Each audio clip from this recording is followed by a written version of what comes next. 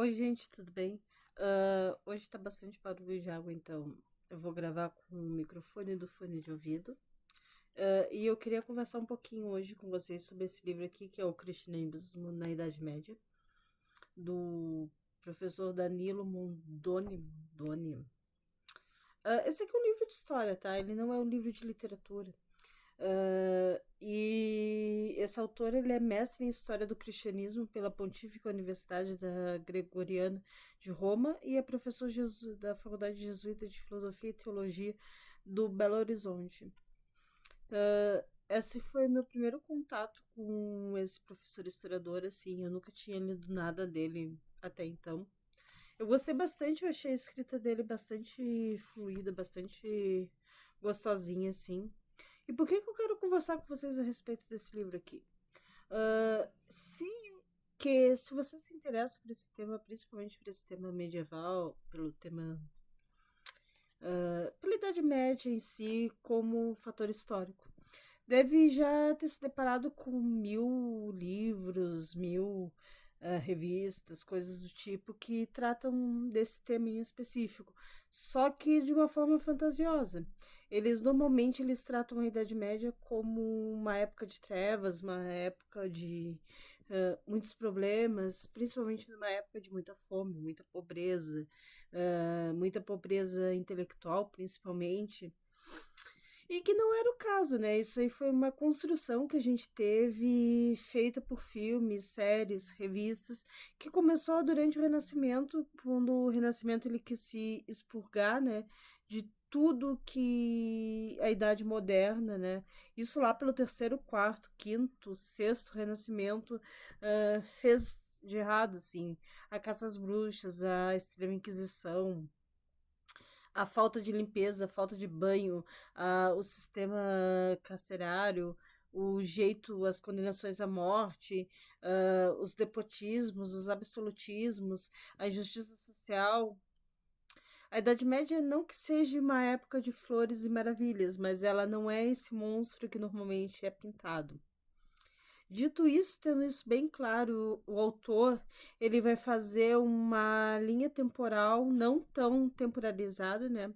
Daquela forma como os historiadores da nova história vêm fazendo, que é transformando a história numa coisa circular, onde ele vai para o presente, ele vai para o passado, volta para o tempo que ele está falando, vai para o futuro, volta para o tempo que ele está falando, transformando esses dados num círculo, numa retórica circular que a gente chama, né, no caso.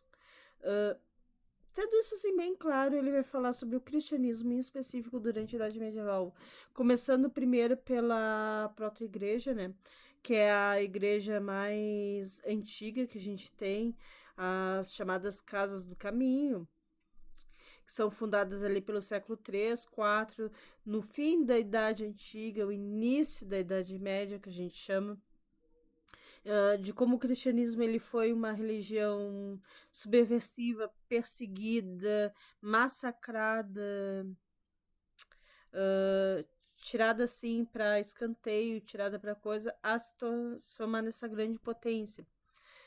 Aí, dessa fundação dessas igrejas, ele vai começar a tecer comentários a respeito de coisas e fatores e até mesmo organizações sociais que vão se trazendo a esse poderio dessa igreja. A gente aqui tem uma sociedade extremamente extrativária, né? Quem é pobre, quem é rico, mas não essa concepção atual que nós temos de riqueza. A concepção deles de riqueza é mais a respeito do sangue e da forma como esse sangue é transmitido para seus descendentes. Isso era considerado ser mais rico ou mais pobre. Como esse aqui é um livro de história, eu não estou me preocupando muito com spoiler ou com questões. Eu quis tratar mais a respeito de pontos que me chamaram extremamente atenção nesse livro.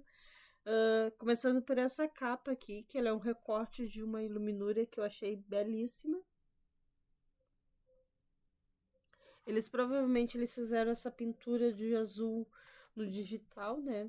Porque as iluminuras elas têm pouquíssimo azul, o azul é mais concentrado por conta da própria materialidade, né?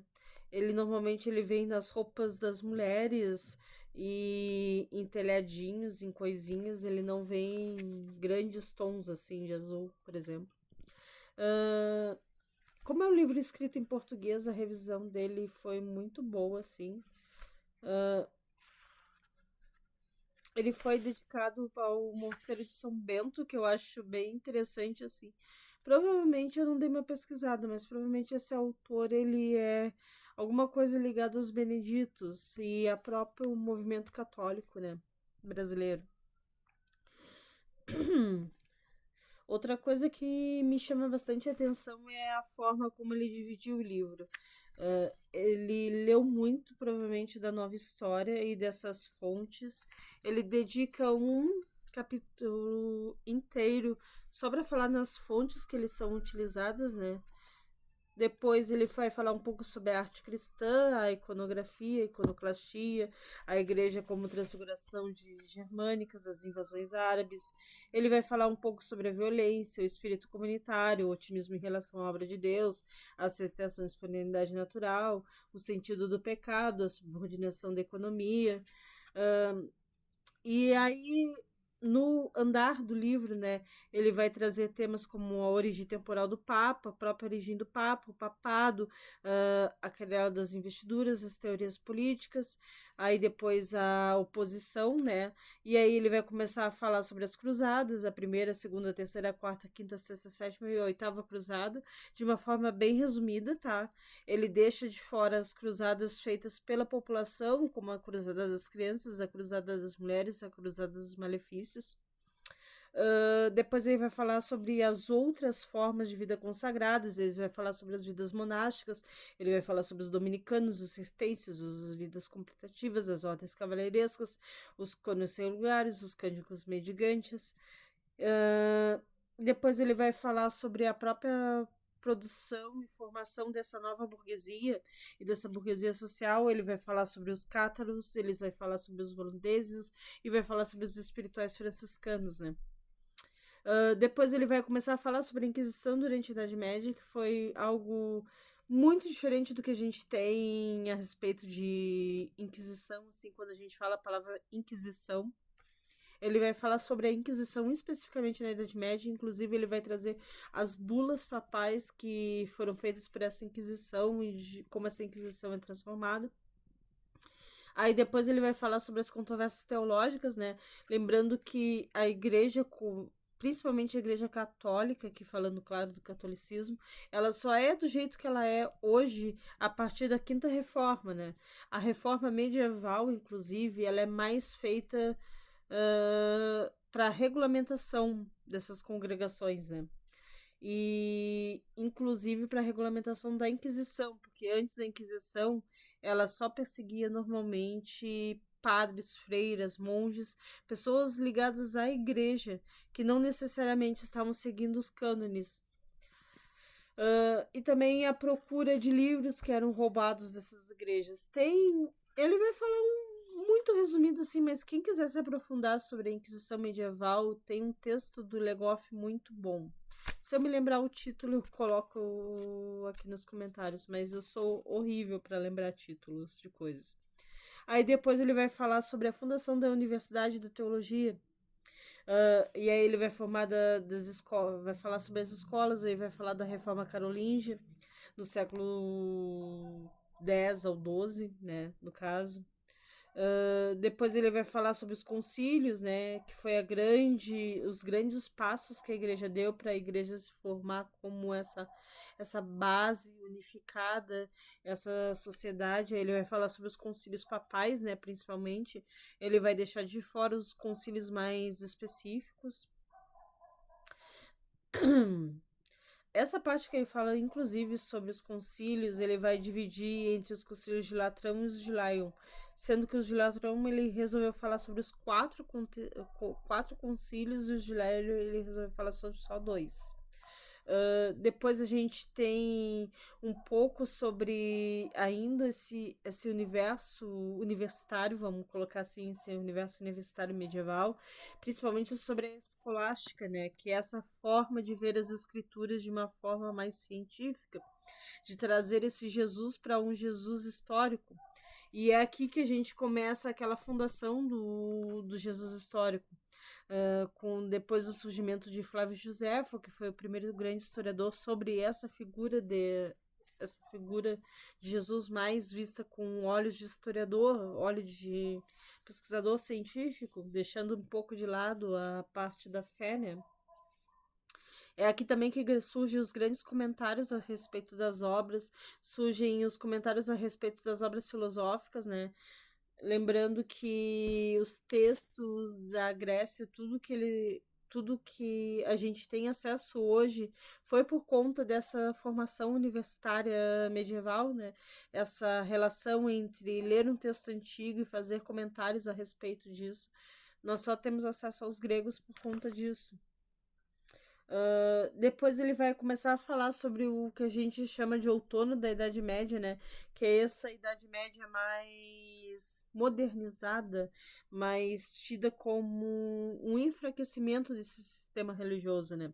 Porque se a gente for parar para pensar, o outono da Idade Média ele começa com esse surgimento dos grandes estados-nações, na descentralização, ou melhor dizendo, na centralização da figura do rei, do monarca, deixando de lado o chefe tribal, ou o chefe do clã, ou o senhor feudal, dependendo da região em que a gente fala, né? Lembrando sempre. Aí depois a gente tem esse capítulo de encerramento, que é o maior capítulo, inclusive, desse livro, que é essa crise na autoridade pontífica,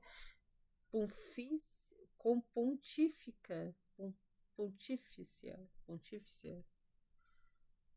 Eu nunca sei falar direito essa palavra. Que aí ele começa a falar sobre os últimos papas, sobre essa transformação, né?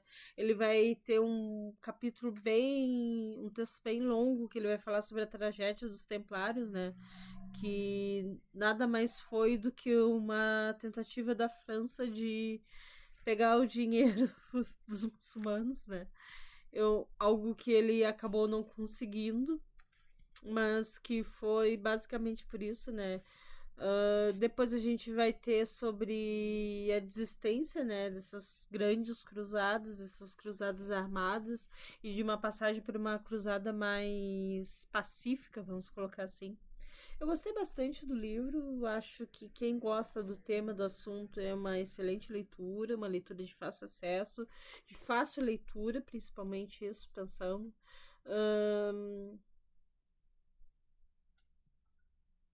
O que mais que eu posso ressaltar aqui?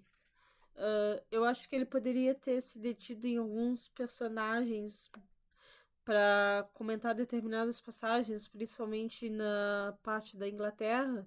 Lembrando que aqui a Inglaterra medieval ela é católica, ela é descentralizada, ela é composta de 7 pequenos reinos. E nós temos figuras muito emblemáticas que vão surgindo até mesmo para essa unificação.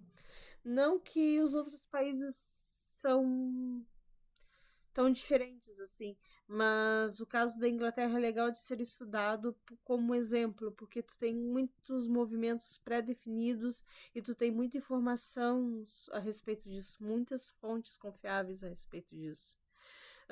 Também o caso da França, eu acho que ele poderia ter dado uma bebida a mais, sabe? Né, nos franceses, acho que seria legal. Falando um pouco da da bibliografia que ele se utilizou, ele é um autor legofiano, né? Ele leu muito sobre Legoff, do Legoff, ele leu muito dos discípulos do Legoff, mas me chamou bastante atenção que ele só leu poucas coisas do Anderson, que é o grande, vamos botar assim, um grande rival legofiano, né?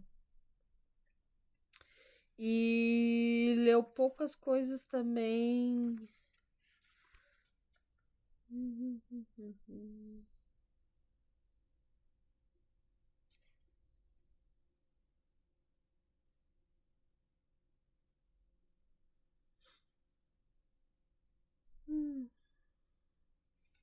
É que realmente eu, história da igreja, não sou muito, mas o segundo grande autor que aparece aqui nele é o Maltouro, o Matos.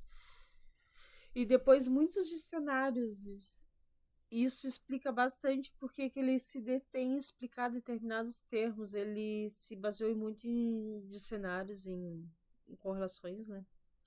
E é isso, gente. Eu queria deixar aqui registrado, assim. Esse aqui é um vídeo mais diferente, assim, uma resenha de livro bem diferente no caso. Eu espero muito que vocês tenham gostado. Se esse vídeo foi útil para alguém, deixe um comentário, um like. Se tiver alguma dúvida a respeito de alguma coisa que eu falei, eu respondo assim que der.